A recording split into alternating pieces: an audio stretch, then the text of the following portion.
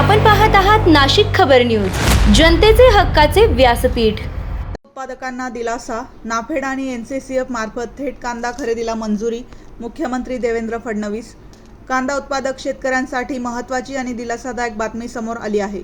मुख्यमंत्री देवेंद्र फडणवीस यांनी पत्रकार परिषदेत माहिती देताना नाफेड आणि एनसीसीएफ मार्फत थेट शेतकऱ्यांकडून कांदा खरेदी करण्यास मंजुरी देण्यात आल्याचे सांगितले। यावेळी त्यांनी साखर कारखानदारी, ऊस उत्पादक शेतकरी आणि कांदा उत्पादक शेतकऱ्यांच्या अडचणींसह विविध विषयांवर माध्यमांशी संवाद साधला। कांदा बाजारातील चढ उतार आणि शेतकऱ्यांना योग्य दर मिळावा यासाठी केंद्र आणि राज्य सरकार समन्वयाने काम करत असल्याचे त्यांनी स्पष्ट केले। तसेच साखर उद्योगासंदर्भातही महत्त्वाचा निर्णय झाल्याचे मुख्यमंत्री फडणवीस यांनी सांगितले। साखरेचा किमान आधारभूत दर म्हणजे MSP आणि इथेनॉल कोटा वाढीसंदर्भात केंद्रीय गृह आणि सहकार मंत्री अमित शहा यांनी अतिशय सकारात्मक निर्णय घेतल्याचे त्यांनी नमूद केले। या निर्णयामुळे साखर कारखानदारीला बळ मिळणार असून ऊस उत्पादक शेतकऱ्यांनाही फायदा होईल असा विश्वास त्यांनी व्यक्त केला। कांदा आणि ऊस उत्पादकांच्या प्रश्नांवर सरकार संवेदनशील असून शेतकऱ्यांना दिलासा देण्यासाठी आवश्यक उपाययोजना सुरू असल्याचेही मुख्यमंत्री फडणवीस यांनी स्पष्ट केले। एक बैठक होती, केंद्रीय कृषी मंत्री शिवराज सिंग चौहान साहेब आणि केंद्रीय आपूर्ती मंत्री प्रल्हाद जोशी साहेब हे देखील उपस्थित होते। साखरेच्या प्रश्नावर अतिशय सकारात्मक चर्चा झाली आणि विशेषतः जे मुद्दे आम्ही उपस्थित केले, MSP वाढवण्याच्या संदर्भात, इथेनॉलचा कोटा वाढवण्याच्या संदर्भात, ड्युअल प्राइस सिस्टीम तयार करण्याच्या संदर्भात, लोन रिस्ट्रक्चरिंग करण्याच्या संदर्भात आणि इंटरेस्ट सबवेन्शनचे पैसे देण्याच्या संदर्भात या प्रत्येक गोष्टीत अतिशय सकारात्मक अशा प्रकारचा निर्णय माननीय सहकारिता मंत्र्यांनी अमितभाई शहांनी दिला आणि विशेषतः MSP वाढवणं गरजेचं आहे हे त्यांनी मान्य केलं। इथेनॉलचा कोटा हा मोठ्या प्रमाणात वाढवण्याकरता 2 महिन्यात त्या संदर्भातला निर्णय करण्याचं त्यांनी मान्य केलं। इंटरेस्ट सबवेन्शनचे पैसे तात्काळ देण्याचं त्यांनी मान्य केलं। लोन रिस्ट्रक्चरिंगच्या संदर्भात राज्य सरकारच्या सोबत काम करून हे देखील करण्याचं त्यांनी मान्य केलं। ड्युअल प्राइसिंगच्या संदर्भात एक त्यांनी प्रस्ताव मागितलेला आहे, जो आम्ही तयार केला आहे। तो प्रस्ताव आम्ही त्यांना सादर करणार आहोत। तो प्रस्ताव मान्य झाल्यास आपल्या साखर कारखानदारीचे अनेक प्रश्न त्यातनं सुटणार आहेत। त्यामुळे त्याही संदर्भातलं अतिशय सकारात्मक अशी चर्चा झाली आहे। याच्या व्यतिरिक्तही काही मुद्दे हे आमच्या विविध सदस्यांनी मांडले, त्या मुद्द्यांवर एक निवेदन त्यांनी मागवलं आहे आणि पुढच्या 10 दिवसात त्या संदर्भातले निर्णय देखील घेण्याचं त्यांनी मान्य केलं, म्हणून मी त्यांचे आभार मानतो। कांद्याच्या संदर्भातही विशेषतः आमच्या ज्या मुख्य मागण्या होत्या की आता जी नाफेड आणि NCCFने कांदा खरेदी सुरू केली आहे ही बाजारामध्ये झाली पाहिजे, ती व्यापाऱ्याकडनं नाही तर ती शेतकऱ्याकडनं केली पाहिजे, त्याला मान्यता मिळालेली आहे।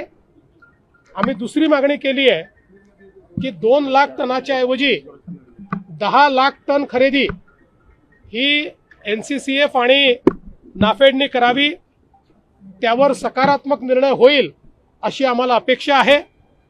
यासोबत काही अजून कांदा उत्पादक शेतकऱ्यांना मदत करण्याकरता आणि कांद्याचे भाव स्थिर राहावे याच्याकरता उपाययोजना सुचवलेल्या आहेत, त्याच्यावरही त्यांनी सकारात्मकता दर्शवलेली आहे।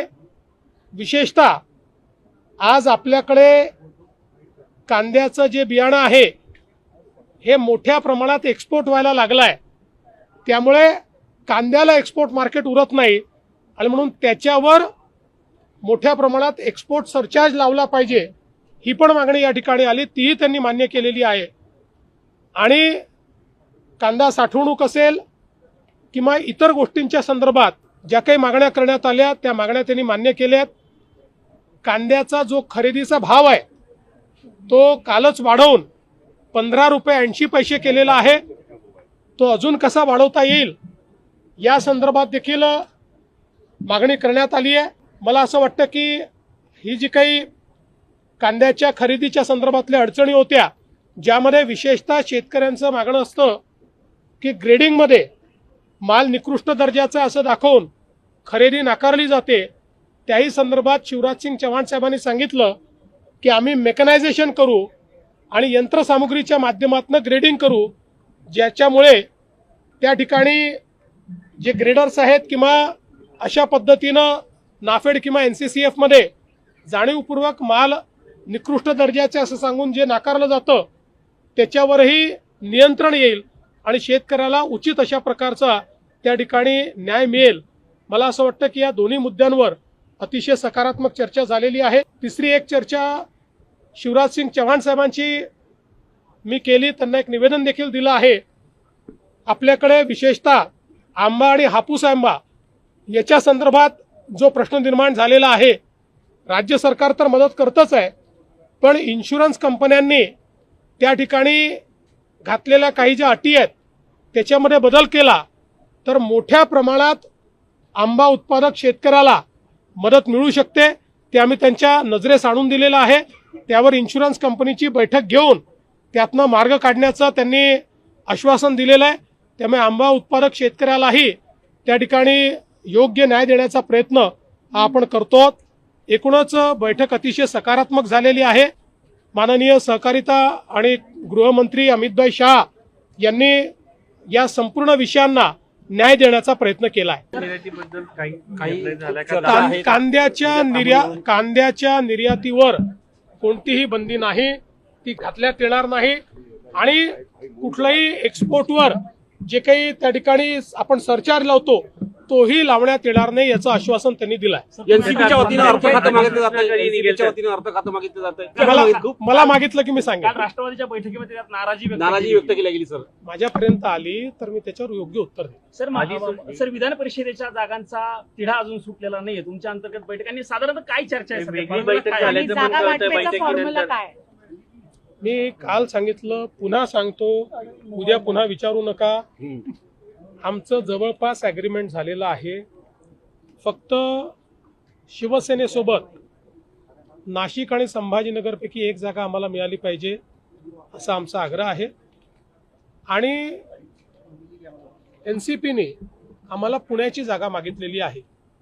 त्यामुळे या दोनच गोष्टींवर आमचं अडलं आहे, जे आम्ही सोडवून घेऊ. आता काही कठीण नाही, कठीण पेपर संपलाय, सोपा पेपर बाकी आहे. टिकमार्क करायचं आहे, टिकमार्क झाल्याबरोबर विषय संपतील. बीएमसीच्या संदर्भात युबीटीच्या नेत्यांनी तुमच्याशी चर्चा केल्याची माहिती पुढे आलेली आहे. युबीटीच्या नेत्यांनी माझ्याशी कुठली चर्चा नाही. सर विधान परिषदेचा निकाल म्हणजे विधान परिषद जागा वाटप उद्यापर्यंत जाहीर होईल किंवा कोण कुठलंही लढतंय हे उद्या स्पष्ट होईल असं म्हणायचं? उद्या विधान परिषदेच्या कुठली जागा कोण लढतंय हे उद्यापर्यंत निश्चित होईल. एवढ्या लवकर कशा करता? एवढी घाई का करता तुम्ही? असं विधान परिषदेमध्ये इतक्या आधी होतात त्या गोष्टी, वेळेवर होतात सगळ्या गोष्टी. सर हे सांगितलं जाते भाजप कोणत्या सीटवर आग्रह आहे, तसेच शिवसेना पण कोणत्या सीटवर ते सगळं झालेलं आहे. मी सांगितलं. आता तुम्हाला तुम्ही किती फिरून फिरून प्रश्न विचारले तरी दोनच जागांवरचा विषय आहे जो आम्ही सोडू. दिल्लीत या संदर्भात कुठलीही बैठक नाही. याची बैठक मुंबईतच होईल, मुंबईतच विषय सोडून टाकू. वेगळी बैठक झाली, बैठकीनंतर काही वेगळी बैठक नाही, ते तर आमचं जे काही शेवटी असं आहे की गृहमंत्री महोदय आमचे नेते आहेत, त्यामुळे त्यांच्याशी बसून काय महाराष्ट्रात चाललंय याचं डीब्रीफिंग आम्ही करत असतो. त्यात काही महत्वाचे विषय नव्हते. आणि NCCFने कांदा खरेदी सुरू केली आहे, ही बाजारामध्ये झाली पाहिजे. ती व्यापाऱ्याकडनं नाही तर ती शेतकऱ्याकडनं केली पाहिजे. त्याला मान्यता मिळालेली आहे. आम्ही दुसरी मागणी केली आहे की 2 लाख टनाच्या ऐवजी 10 लाख टन खरेदी ही NCCF आणि नाफेडने करावी. त्यावर सकारात्मक निर्णय होईल अशी आम्हाला अपेक्षा आहे. यासोबत काही अजून कांदा उत्पादक शेतकऱ्यांना मदत करण्याकरता आणि कांद्याचे भाव स्थिर राहावे याच्याकरता उपाययोजना सुचवलेल्या आहेत. त्याच्यावरही त्यांनी सकारात्मकता दर्शवलेली आहे. विशेषतः आज आपल्याकडे कांद्याचं जे बियाणं आहे हे मोठ्या प्रमाणात एक्सपोर्ट व्हायला लागलाय. त्यामुळे कांद्याला एक्सपोर्ट मार्केट उरत नाही आणि म्हणून त्याच्यावर मोठ्या प्रमाणात एक्सपोर्ट सरचार्ज लावला पाहिजे, ही पण मागणी या ठिकाणी आली. तीही त्यांनी मान्य केलेली आहे.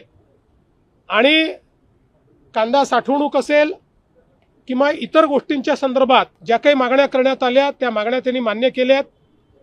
कांद्याचा जो खरेदीचा भाव आहे तो कालच वाढवून 15 रुपये 80 पैसे केलेला आहे. तो अजून कसा वाढवता येईल या संदर्भात देखील मागणी करण्यात आली आहे. मला असं वाटतं की ही जी काही कांद्याच्या खरेदीच्या संदर्भातल्या अडचणी होत्या, ज्यामध्ये विशेषतः शेतकऱ्यांचं मागणं असतं की ग्रेडिंगमध्ये माल निकृष्ट दर्जाचा असं दाखवून खरेदी नाकारली जाते, त्याही संदर्भात शिवराजसिंग चव्हाण साहेबांनी सांगितलं की आम्ही मेकनायझेशन करू आणि यंत्रसामुग्रीच्या माध्यमातून ग्रेडिंग करू, ज्याच्यामुळे त्या ठिकाणी जे ग्रेडर्स आहेत किंवा अशा पद्धतीनं नाफेड किंवा NCCF मध्ये जाणीवपूर्वक माल निकृष्ट दर्जाचे असं सांगून जे नाकारलं जातं त्याच्यावरही नियंत्रण येईल आणि शेतकऱ्याला उचित अशा प्रकारचा त्या ठिकाणी न्याय मिळेल. मला असं वाटतं की या दोन्ही मुद्द्यांवर अतिशय सकारात्मक चर्चा झालेली आहे. दागिन्यांची आवड आणि विश्वासाची जोड म्हणजेच मंडलिक बंधू सराफ. आमच्याकडे तुम्हाला मिळेल शुद्ध सोन्याची हमी आणि मन मोहून टाकणाऱ्या नवनवीन आकर्षक डिझाईन्स. तुमच्या जुन्या सोन्याला मिळवा अगदी योग्य दर आणि आमच्या सोप्या हप्त्यांच्या सुवर्ण बचत योजनेचा आजच लाभ घ्या. आमची नम्र आणि विश्वासार्ह सेवा तुम्हाला नक्कीच आवडेल. अधिक मासाच्या पवित्र पर्वानिमित्त खास फॅन्सी जोडवी, पैंजण आणि तुमच्या लाडक्या जावयासाठी वाण आमच्याकडे उपलब्ध आहे. तसेच मन प्रसन्न करणाऱ्या शुद्ध चांदीच्या देवदेवतांच्या मूर्ती, पूजा साहित्य आणि भेटवस्तूंचा खास संग्रह एकदा नक्की पहा. उत्तम गुणवत्ता आणि विश्वासाची खात्री. आजच सप्रेम भेट द्या मंडलिक बंधू सराफ यांना.